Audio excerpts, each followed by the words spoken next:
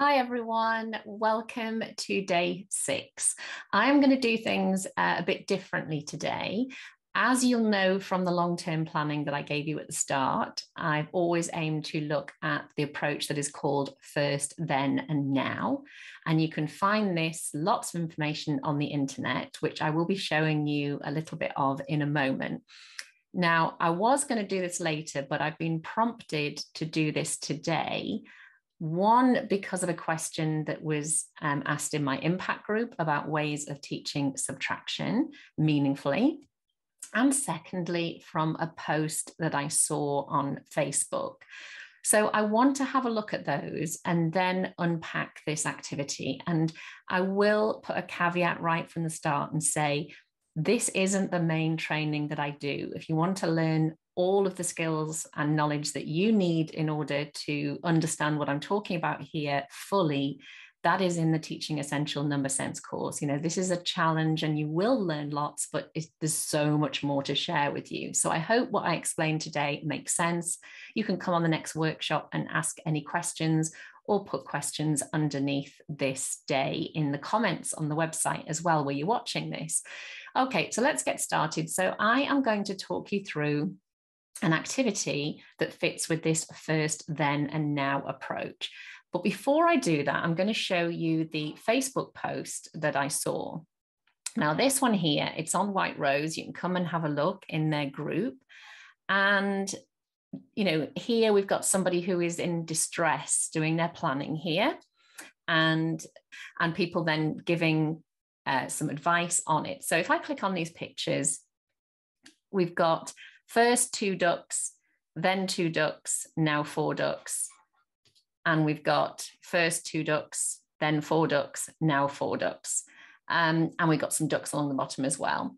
And there's an awful lot of things here that need to be talked about. The main thing that I'd like to pick up on is you cannot teach first, then, and now through a PowerPoint because it involves actions. It involves something happening, something moving, and it is going to help your children enormously with understanding of how their subitizing skills, their 5 and 10 frame skills, which are about seeing concept images of numbers using the cardinal role of number. So you can hear there's a lot you need to understand here. Is that how manyness?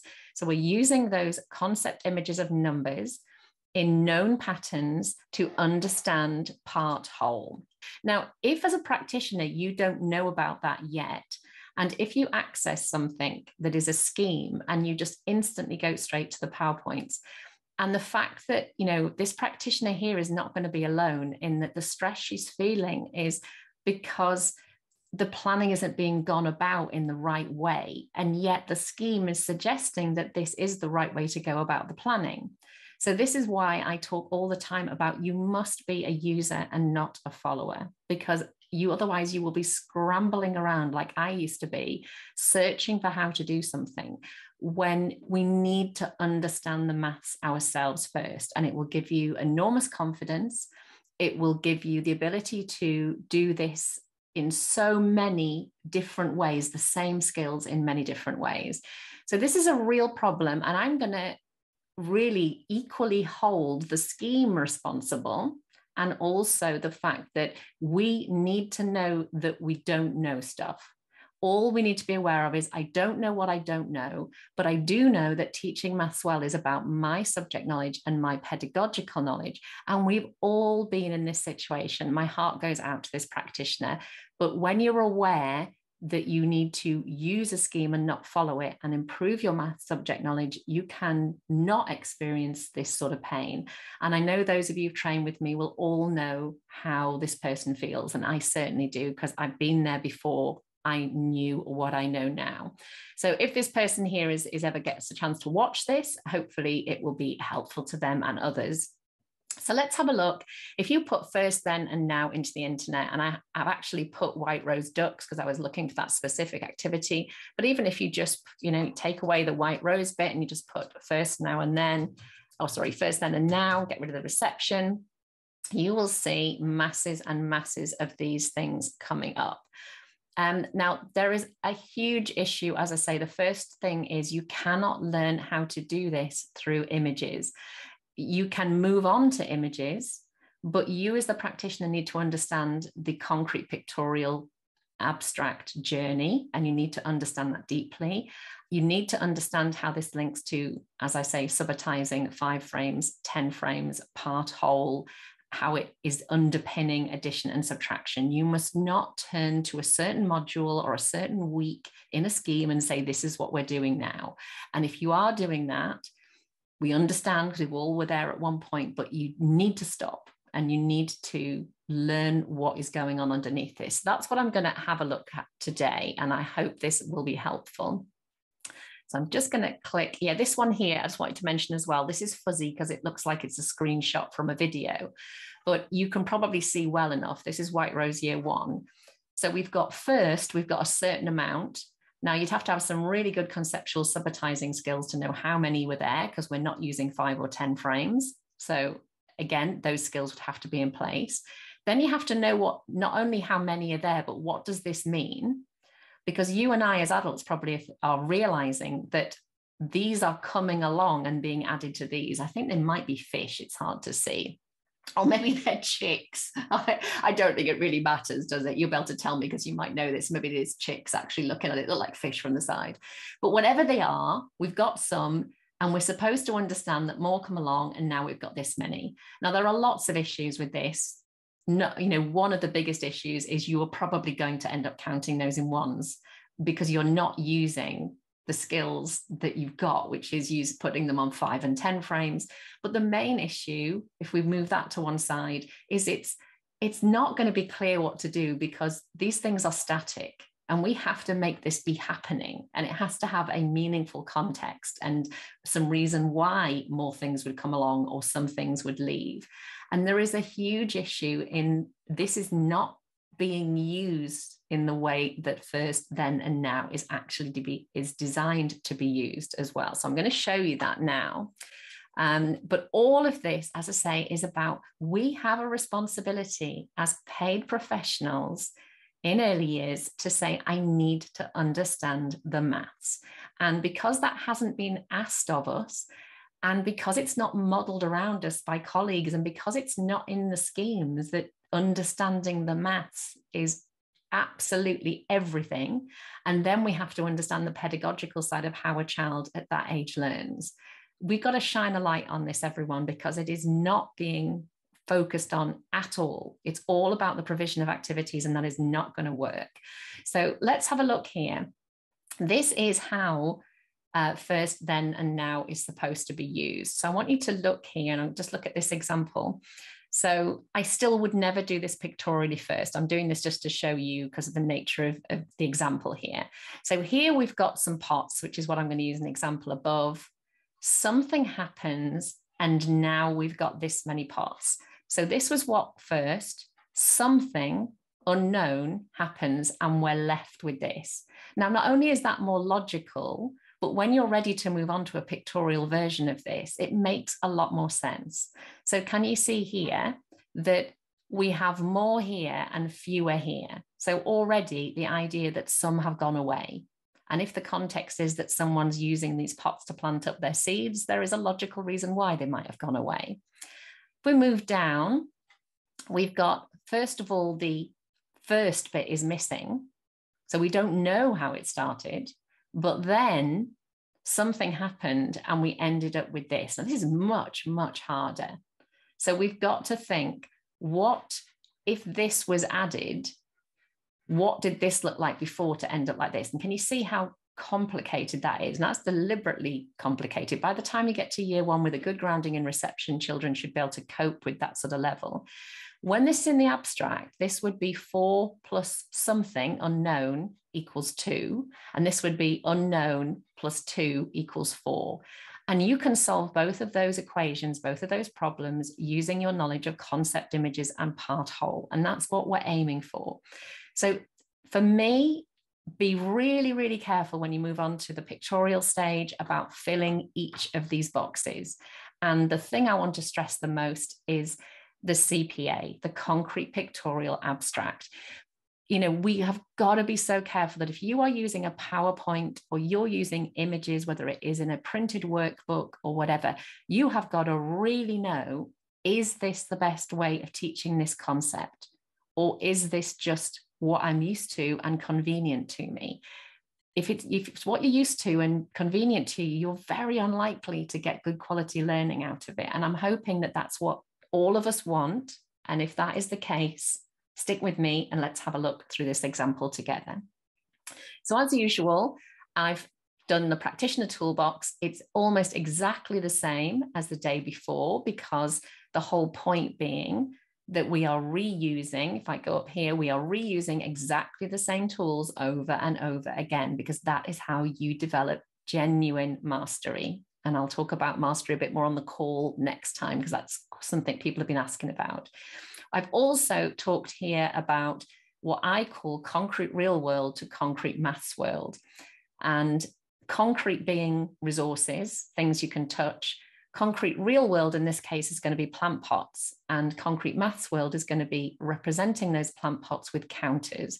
And that is the first time we create abstraction. So these counters are going to represent anything we want them to represent, whereas the plant pots can only be plant pots. So that's what you're going to see happening in this activity.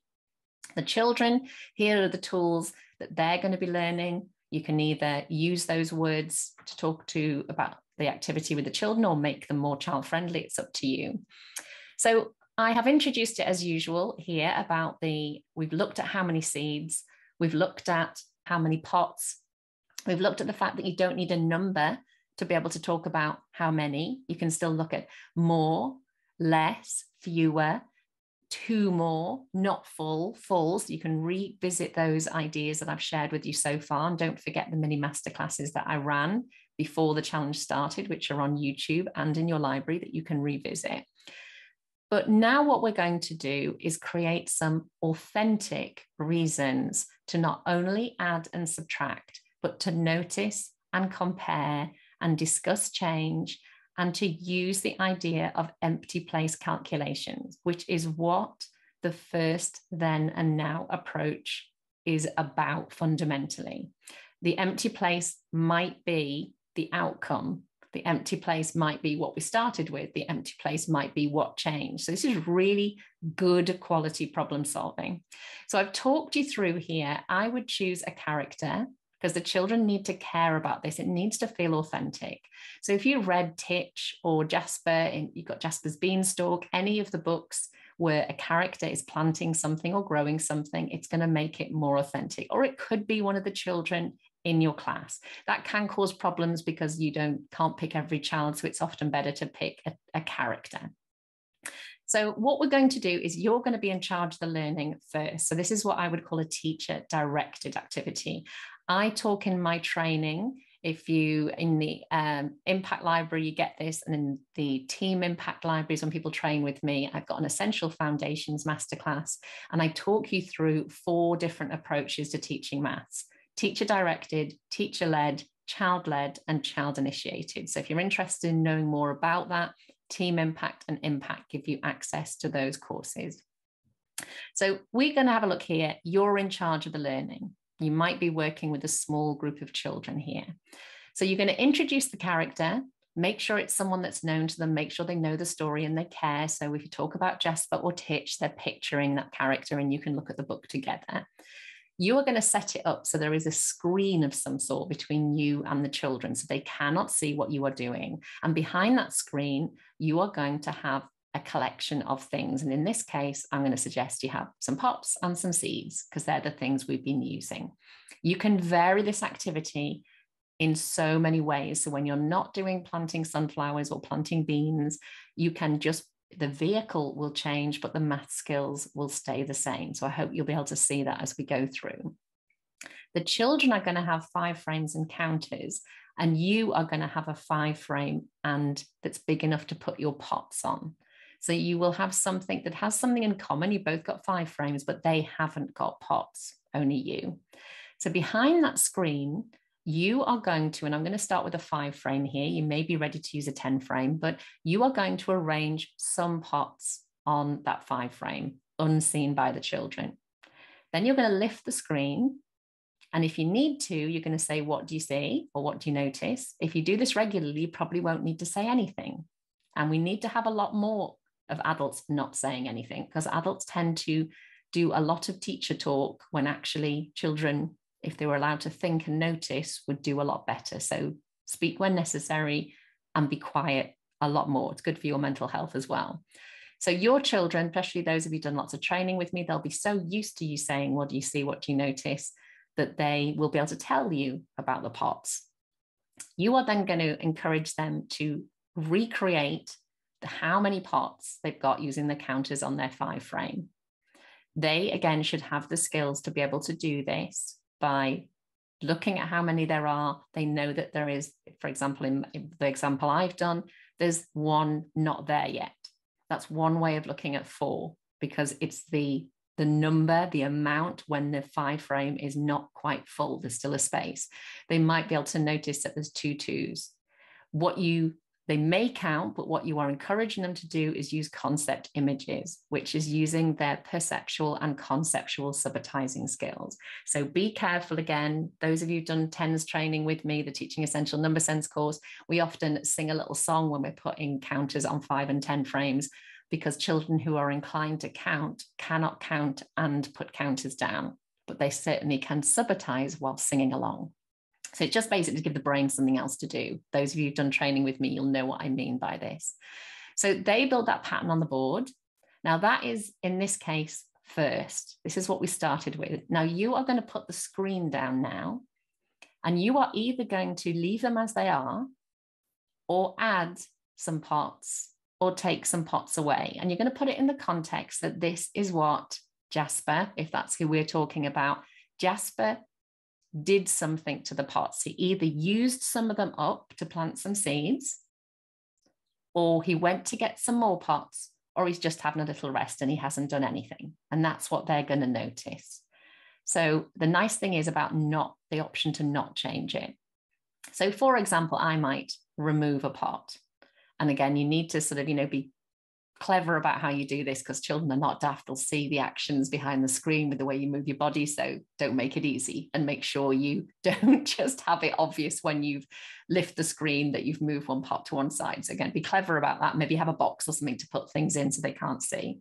So you lift the screen and you ask them what they noticed. And what we've created here is they've got how it was, and you're showing them how it is, but you're also asking them to make that interpretation between pots and counters. If your children are very young and if this is too much for them, if it's cognitively too much, particularly children with special needs, have pots and pots. Don't go into that abstraction yet. I'm sure that is obvious. You can go back a step. But what you're going to end up with then is you're having this conversation about what happened, and you've got to keep a neutral face at this point. None of those sort of sly looks where it's like, oh, I know the answer and you've got to guess what I'm thinking.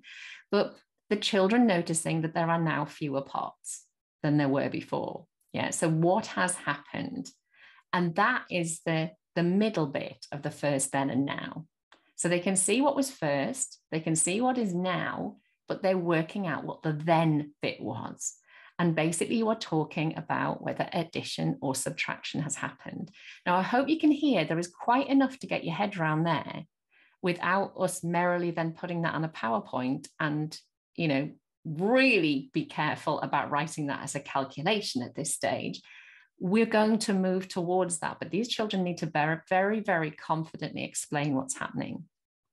You can move this forward by doing what I suggested before, where you say, I'm going to do something on the board, and then you reveal to them what you did and how many are left, but you didn't tell them what happened at the start.